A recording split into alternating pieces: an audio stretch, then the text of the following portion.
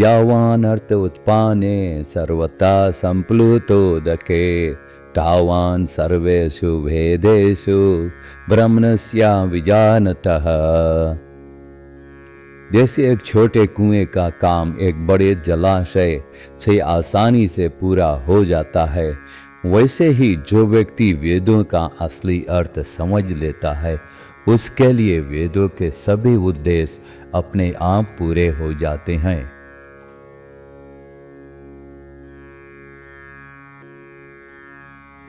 ओम नमो भगवते वासुदेवाय। नारायणं नमस्कृत्य नरं चैव नरोत्तमं देवीं सरस्वतीं व्यासं ततो जयमुदीरयेत्। इस भाग में हम इस श्लोक का सही उच्चारण सीखेंगे। अब ध्यान से सुनिए और मेरे बाद स्पष्ट रूप से दोहरा। यावान, यावान अर्थ, अर्थः उत्पाने, उत्पाने सर्वतः, सर्वतः संप्लुतोदके, संप्लुतोदके तावान, तावान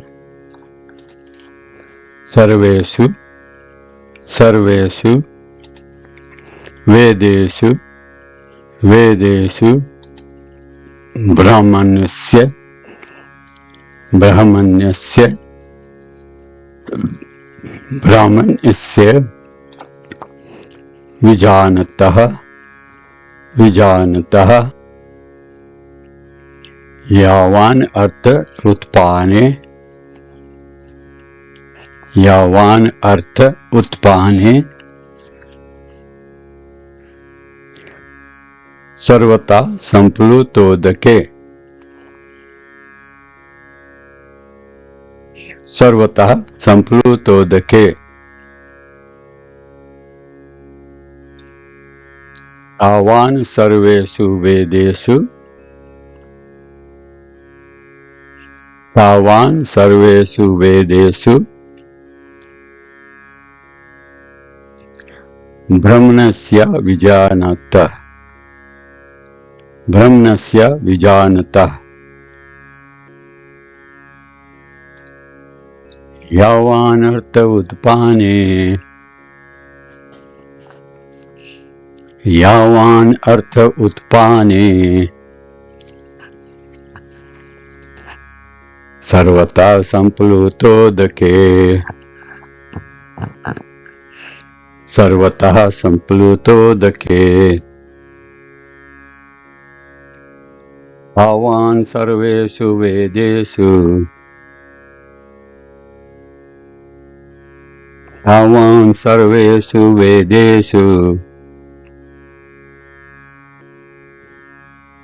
ब्रह्मण्यस्य विजानतः, ब्रह्मण्यस्य विजानतः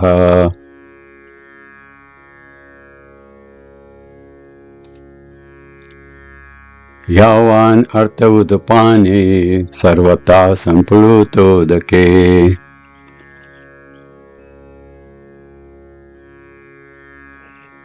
यावान अर्थ उत्पाने सर्वथा संप्लुतोदके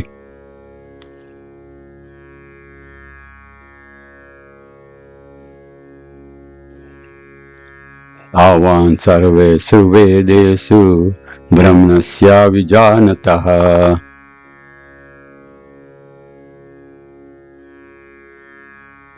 तावान सर्वेषु वेदेषु ब्रह्मण्यस्य विजानतः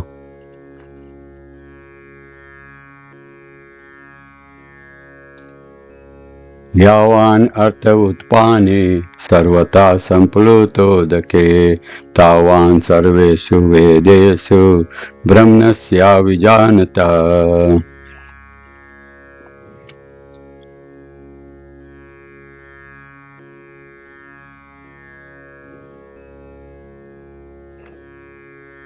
यावान अर्थ उत्पाने सर्वथा संप्लुतोदके तावान सर्वेषु वेदेषु ब्रह्मस्य विजानतः।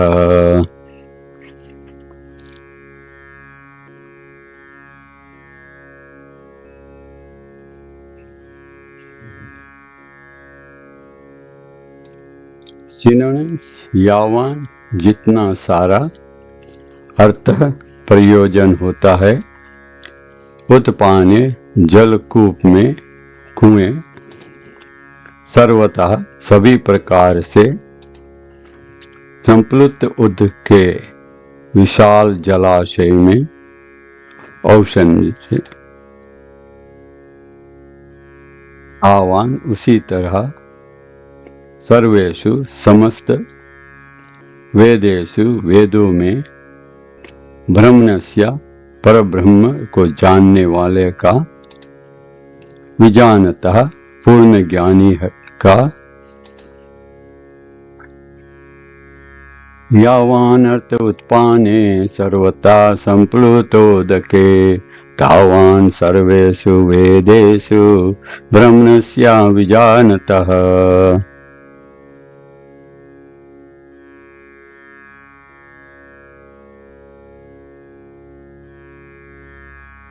जैसे एक छोटे कुएं का काम एक बड़े जलाशय से आसानी से पूरा हो जाता है, वैसे ही जो व्यक्ति वेदों का असली अर्थ समझ लेता है, उसके लिए वेदों के सभी उद्देश्य अपने आप पूरे हो जाते हैं।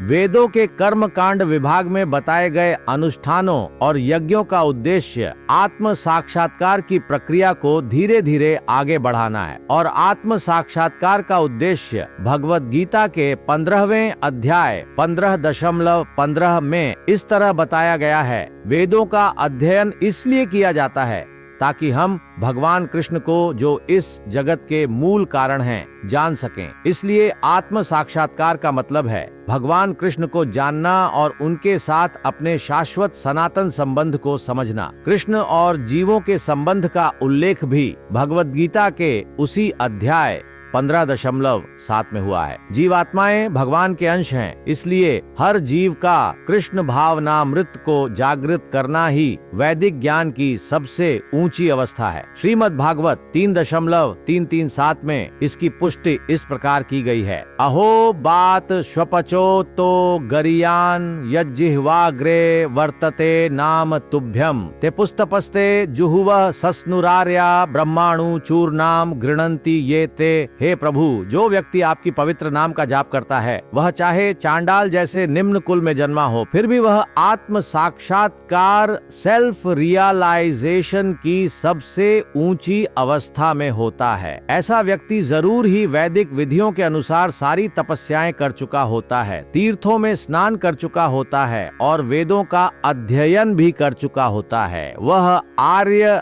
कुल में सबसे श्रेष्ठ माना जाता है। इसलिए मनुष्य को इतना समझदार होना चाहिए कि वह केवल अनुष्ठानों में ही उलझा न रहे, बल्कि वेदों के असली उद्देश्य को समझे। उसे केवल इंद्रिय सुख के लिए स्वर्ग जाने की इच्छा नहीं करनी चाहिए। इस युग में आम लोगों के लिए न तो सारे वैदिक अनुष्ठानों की विधियां पूरी तरह निभाना आसान है और न ही सारे वेदांत और उपनिषदों का गहराई से अध्ययन करना सरल है। वेदों के उद्देश्य को पूरा करने के लिए बहुत समय, शक्ति, ज्ञान और साधनों की जरूरत होती है। आज के समय में यह सब कर पाना मुश्किल है। जिस प्रकार नदी के सामने कुएं की आवश्यकता नहीं रहती, उसी प्रकार आत्मज्ञान प्राप्त होने पर कर्मकांड गौण हो जाता है। जीवन में जब मनुष्य मुख्य लक्ष्य को पकड़ लेता है, तब छोटी छोटी बातों में उलझना बंद कर देता है। आत्मज्ञान मिलने पर मनुष्य समझ जाता है कि वास्तविक साधना भीतर की है, बाहरी नहीं। भगवान श्री कृष्ण कहते हैं, अर्जुन, जब मुख्य लक्ष्य स्पष्ट हो जाए तो गौण चीजें स्वयं महत्वहीन हो जाती है। जो गीता का संदेश बांटता है वह मुझे अति प्रिय है।